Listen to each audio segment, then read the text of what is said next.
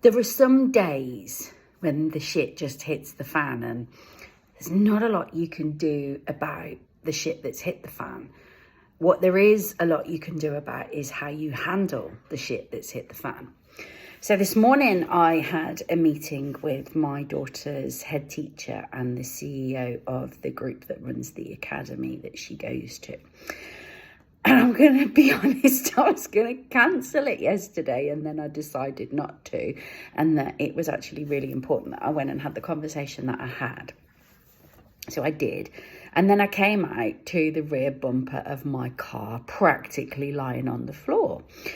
And helpfully was then being told by an amazing mom that waited for me that the driver had helpfully just driven off. But then what the mum that was waiting was telling me was that another amazing mom had got all the details, had photographed everything. And thank you, Mercedes, for then putting this thing in the car, which says your vehicle was involved in a collision. So I've got all the evidence and everything's been sorted. Apparently the guy didn't realise that he'd ripped my rear bumper off my car, which we'll just agree to disagree on that one. But the thing is, it's been one of those. It's like, yeah, it's a pain in the ass. It really is. I've lost my whole morning trying to sort it out and getting details and finding out who the person was that actually hit my car. And then I've had to ring my leasing company to tell them that the car's been damaged because it's actually just about to go back and I'm just about to have a new one. But yeah, whilst it's been a pain, I've lost a lot of time, waited goodness knows how long on hold for the police to be told go online and report it. You know, it's one of those things. It's interesting, isn't it? Because some people would make this a complete drama. And I do remember, interestingly, 5 years ago, last Saturday, I was maybe it might even be 5 years ago now. Because I was just reversing out of a car parking space in the local retail park. And basically, because of the angle that I was at, I didn't see the car behind me and I touched her front bumper. And because there was grit around, because of the time of year, it scratched it and, you know, it was minor damage. There were children in both vehicles, but neither of them were hurt or affected in any way, which was great. And I got out and the girl that I'd hit kind of had a complete meltdown. I was like, oh my God, look what you've done to my car and da-da-da-da. And at the time, I remember all this so well because a really good friend of mine had just been killed in a road traffic accident a couple of days before in what was really a horrific way. He was hit at 70 miles an hour because somebody misread a crossing and misread the lights. And he was killed and she kind of made this big drama about it. And then I said, well, look, just, you know, go and do what you need to do. Come back to me. Here's my details. It's all good. And then I always remember her ringing me because she rang me to tell me, you know, what we needed to do, as in, you know, whether I was just going to pay for the vehicle to be fixed or whether it needed to go through insurance. And she rang me and these were her words. She said, I'm absolutely devastated. And I kind of went, really? You're absolutely devastated about a little bit of metal and a scratch that's completely fixable?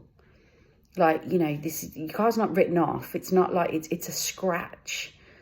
And she kind of, well, you know, it's just terrible.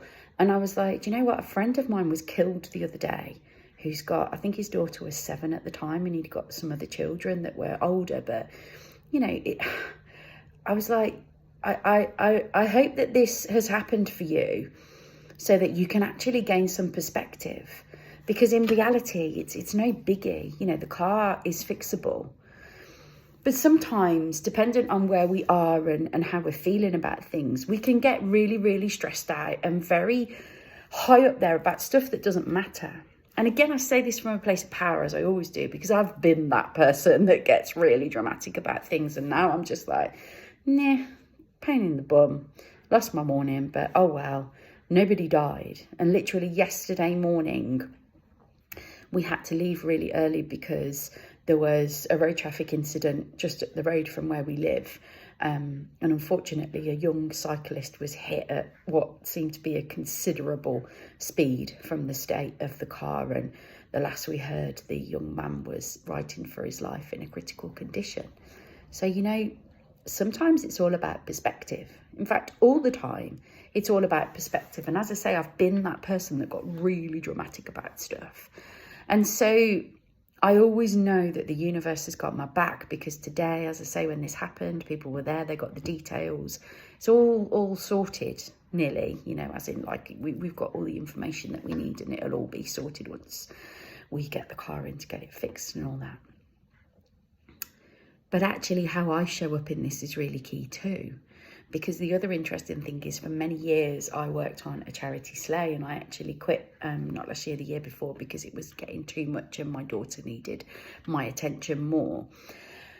And when I rang the company that have the vehicle that hit my vehicle, after I got chatting to the guy and, you know, just very calm, all normal with him, he then basically came back and said, did you used to do the sleigh? And I said, yeah. And he said, I recognise your voice, and I've been out with you on evenings. So, you know, every cloud and all that. What do you do? What's your experience? How do you handle these things? How do you react to these things? Or how do you respond? I know in my Gene Keys, reaction is a huge part of what I innately do and have done in the past. Now I really encourage myself to go into a space of response rather than reaction. So share, love to know your thoughts. Day 3, catch you tomorrow.